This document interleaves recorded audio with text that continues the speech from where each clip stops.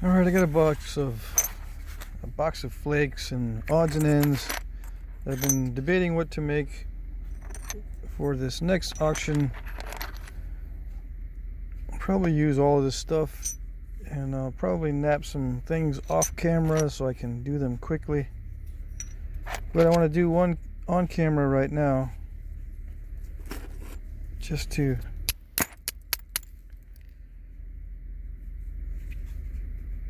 get it done.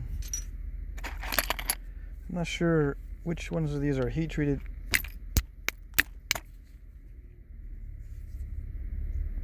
That's a very nice piece there.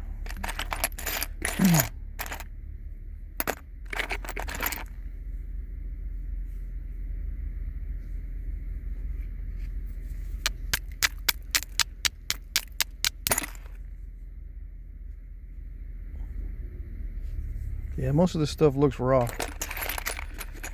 Let's see.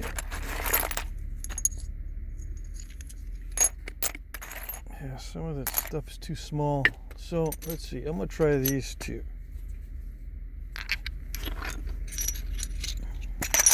Now, where do I get my materials? Mostly at Knappers. So if you ask me where to buy it, where to buy materials or the stuff that I use, I'm gonna say it's best to look around or go to a Knappers, because I don't have usually a regular source that I buy everything from, or I don't keep track, or I forget, or I don't have a the seller is not always there. Sometimes they sell, sometimes they don't, or they stop selling. You know what I mean? So all I can tell you is just go to Knappers and you'll find lots of stuff. That's where I get most of my stuff these days. If you don't have a Knappers near you and you live out in the middle of nowhere, I don't know what to tell you, except try to make friends on Facebook or something. Maybe people can send you some stuff. There's a lot of flint knappers out there that'll just send you little pieces of rock for you to nap. Of course, don't take advantage of anyone. Get your stuff from a variety of people. That way you're not asking the same guy over and over. Because some of the generous people have limited supply. They don't want to say, because they don't want to say no, but most of the people that I know have a limited supply of stone. Very limited.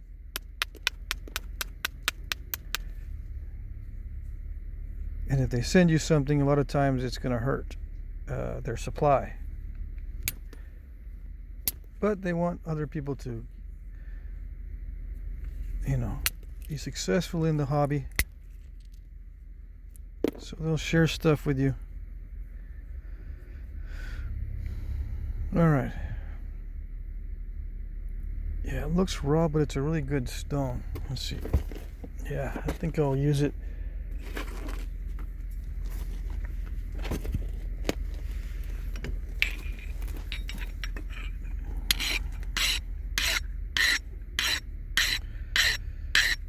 Some knappers live close by to a lot of stone, and they're swimming in it.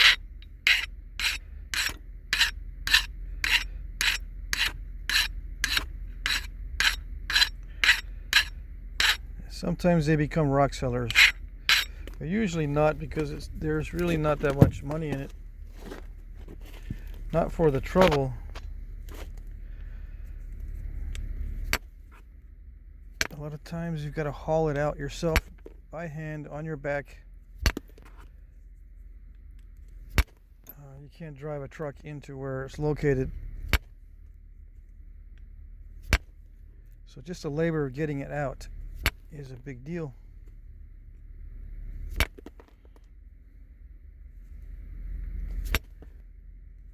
And sometimes the sources get exhausted. They go in, even though they have to take it out by hand. Eventually it becomes exhausted. There's no more left after a while.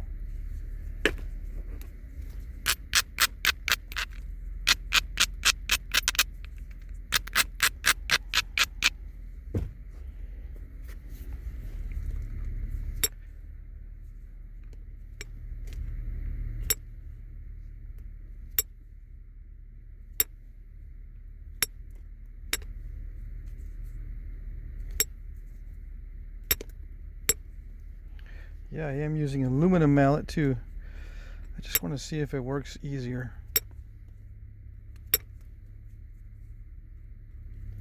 This is raw stone. A lot of times raw stone is the hardest. I mean, pretty raw stone is the hardest to work.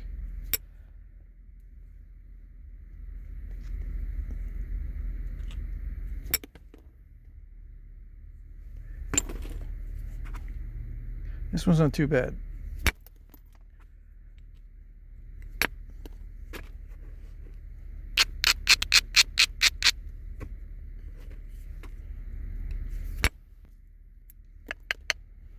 Anyway, if you're new, just be aware that sometimes the stone is very difficult to get, even for experienced knappers.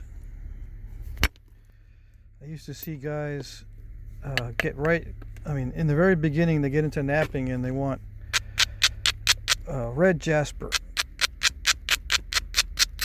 high quality obsidian, like black butter, dacite type stuff. They want bright colored shirts with bands or streaks. They immediately know what the rarest stuff is. I don't know how they know it.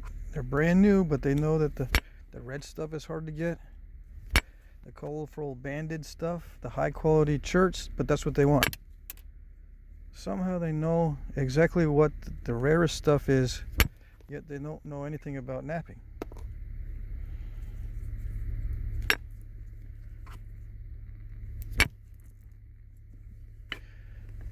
Anyway, that used to get on my nerves in the beginning.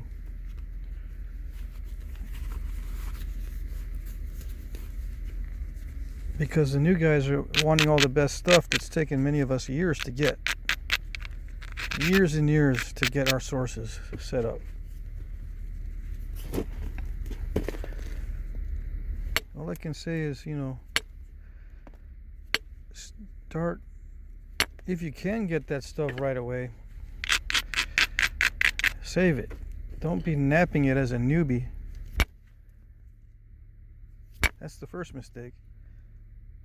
The second mistake is assuming that people are going to reveal their sources. And if they don't, they're all selfish.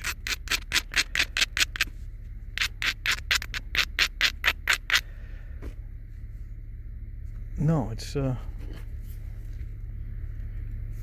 getting increasingly difficult to get consistent stone these days.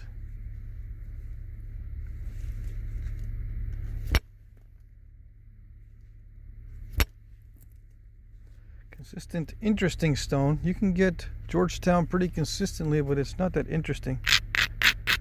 The reason why I mention all this is because I get comments and questions all the time. It's almost that kind of question is almost as common as how do you make thin points? How do you thin down the point?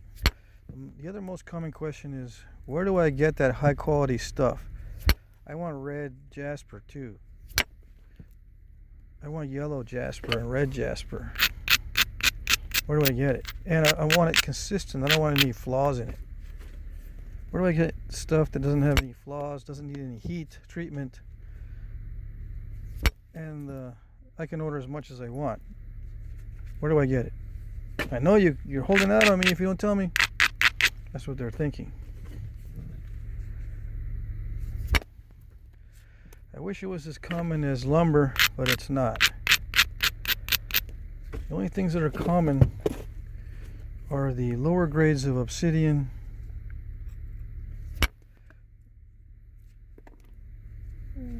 glass of various types, Georgetown, and heat treated stuff like Keokuk, and sometimes novaculite is common in some areas, or Burlington, depending on who's cooking it. A lot of it is waste. The provider of stone will spall it out sometimes and eliminate the waste for you, so you're getting some good pieces, or but appears to be good to them, and just hope for the best. You know, the seller hopes for the best. Can't always tell.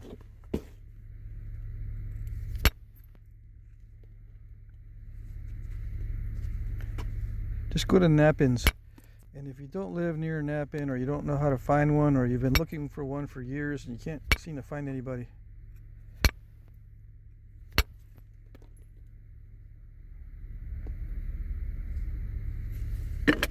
move to a different area.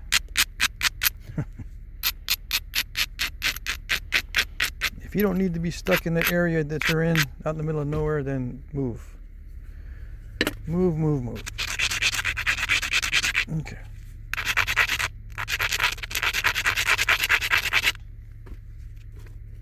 All right.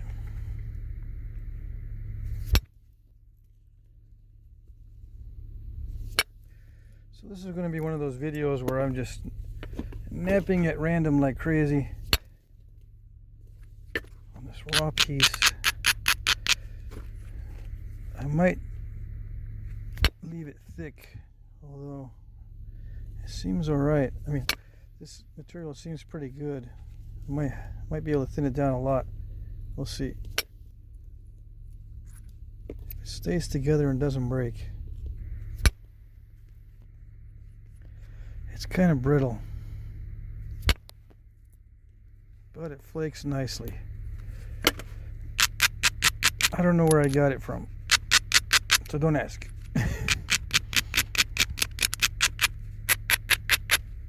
Seriously, I don't know where I got it from. Could be some local stuff near my area or kind of nearby, but I doubt it. I probably picked this one up at a Knappin from the debitage pile or as a gift.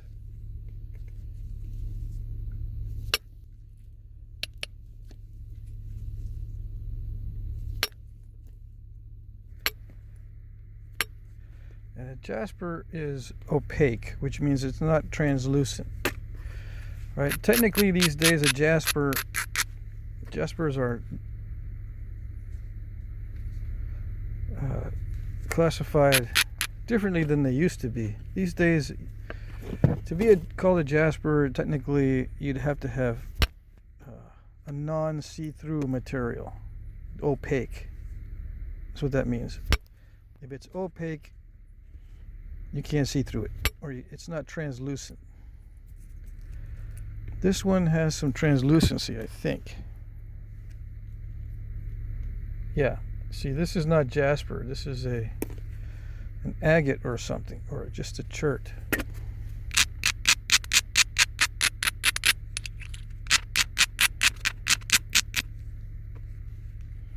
Just a chert, yeah.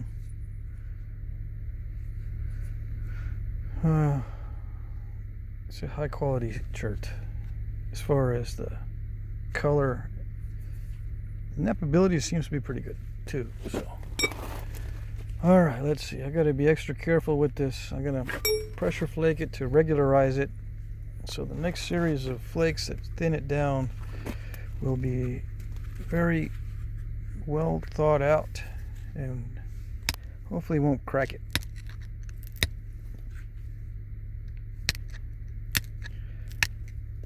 I gotta make several pieces this weekend.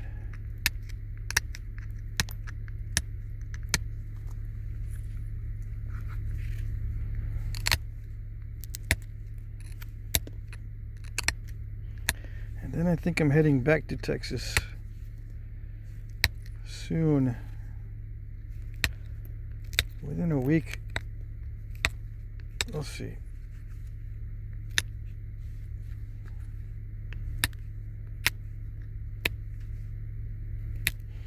Then I'm going to be driving back and forth quite a bit before I actually settle up here. I know that's kind of a pain to do, but I can go to Knappins along the way, and plan to go to a Knappin in between. If there's one in between, I'll plan my trips around Knappins. so I can attend these out-of-state nap-ins and stuff.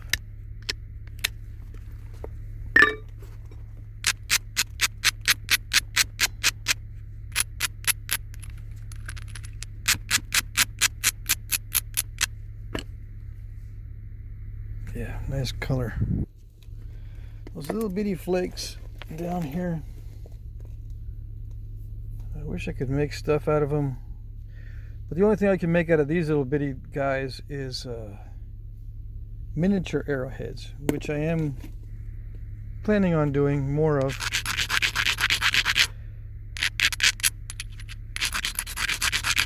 Miniature, like reproductions, but in a small scale, like 1/3 size. That kind of miniature. Okay. Like someone bought the miniature Paternalis in the last auction. I took some time to sign that one with the little miniature signature.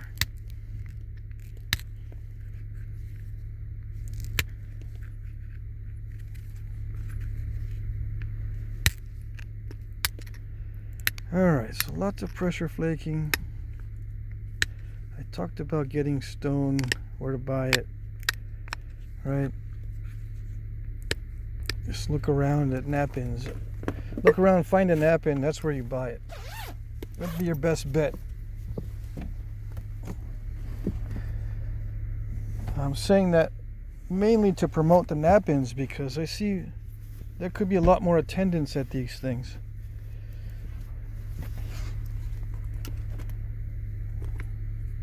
I know it's an obscure hobby, but you know, it's good for kids to get involved with.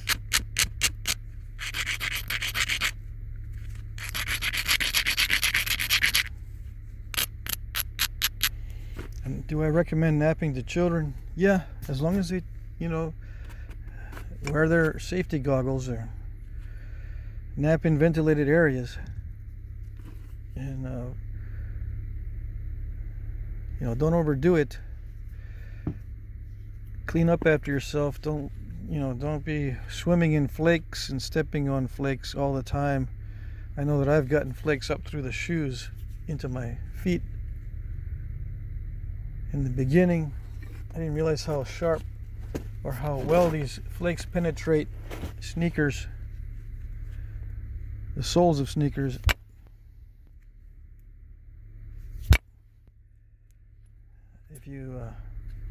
If you can't supervise your children,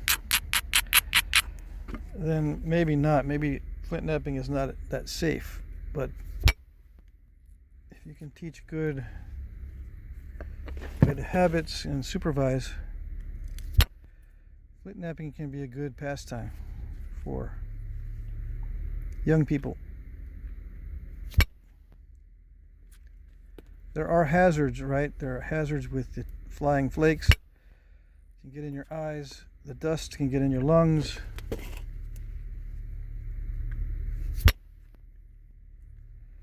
The objects themselves are sharp and dangerous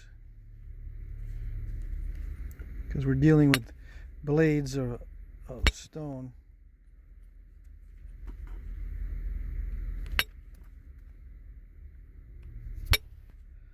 But I've shown my kids how to flint nap. They didn't stay with it. There's so many other things to do. Less aggravating things, for sure. A couple of them get back into it every now and then. I have 6 children, for those of you who are just tuning in. All grown up now, for the most part. Youngest are 18.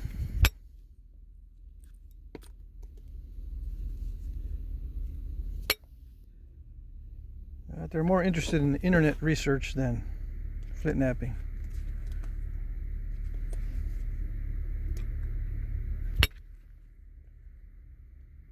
Okay. I can finish quicker if I make it thicker.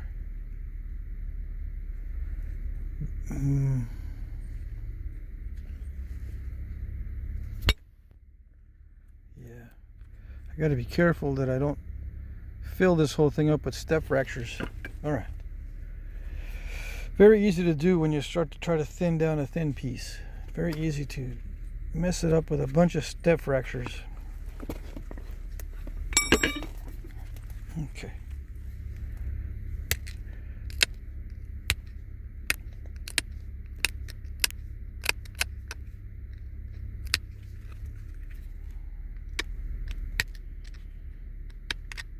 Now, what do I think this material is?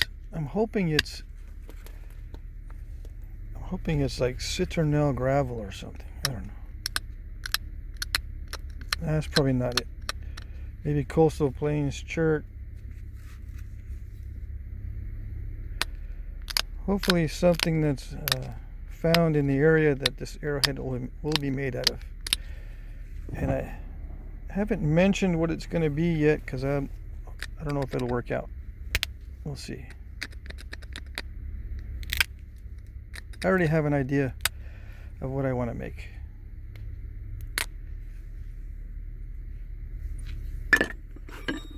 But I don't know if it'll work out. So I'll wait.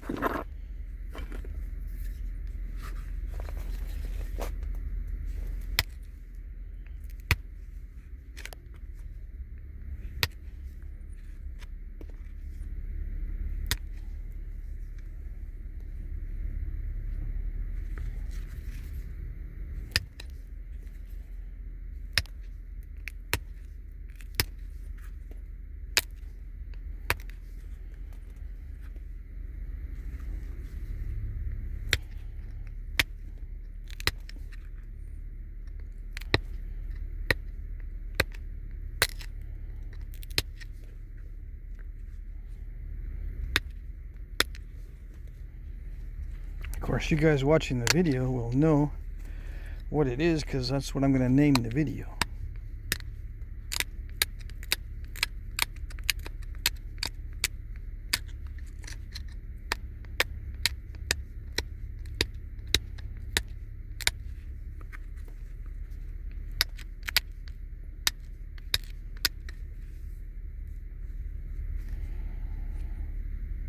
I used to have a lot of trouble with these. A lot of trouble.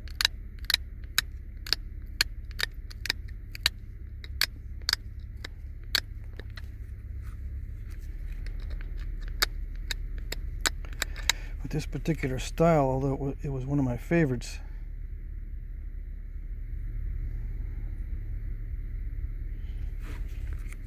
I had to use a pattern to get the proportions right.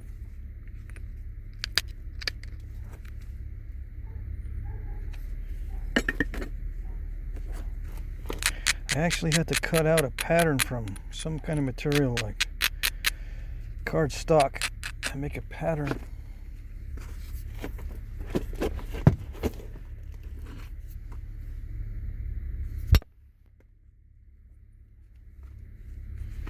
All right, here we go. Risky flakes. Risky, risky.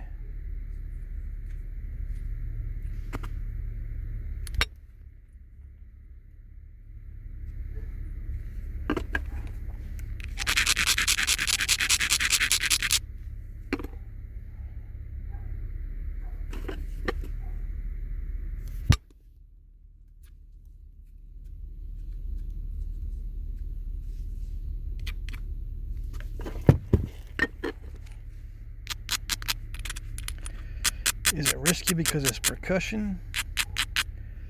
No, it's risky mainly because it's thinning down.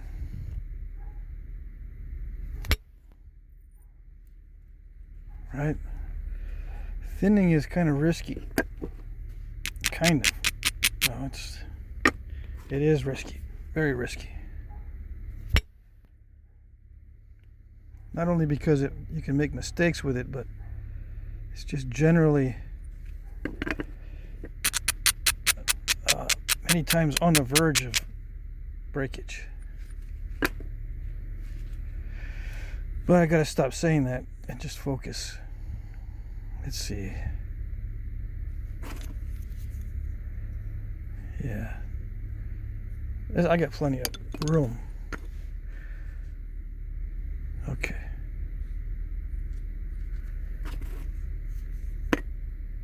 All right, let's see.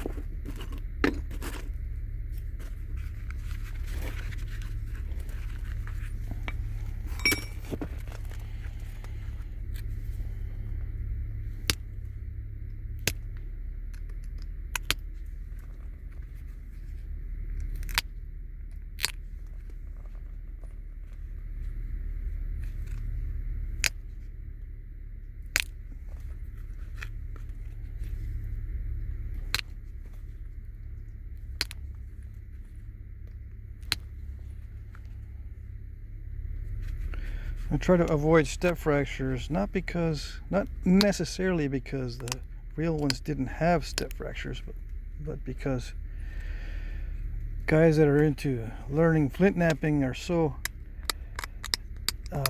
step fracture averse that they need to see how to avoid them, and that's understandable.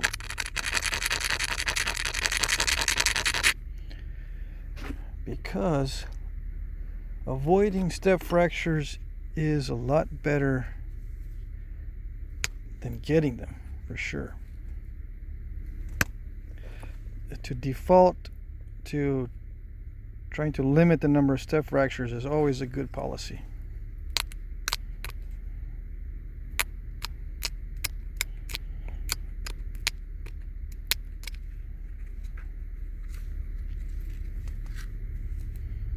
Damage control is always good to learn. How do I fix it if it does mess up? What are the strategies?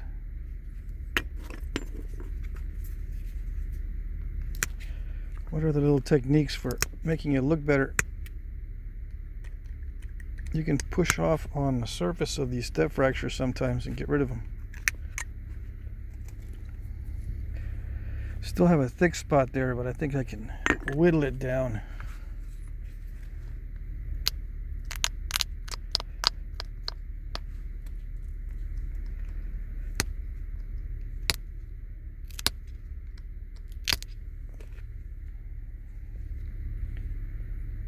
Yeah, maybe.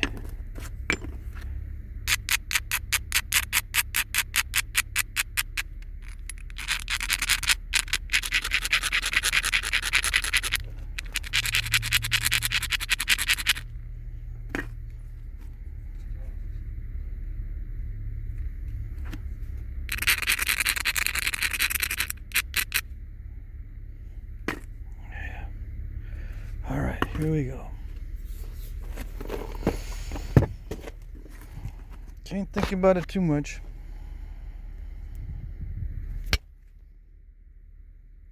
Just gotta let it flow if I can. Ouch, that hurt. It did not release all the way.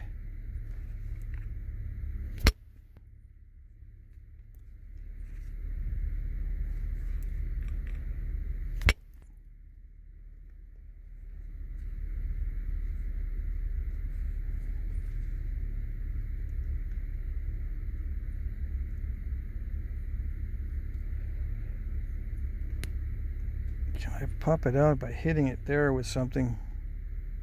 I might be able to.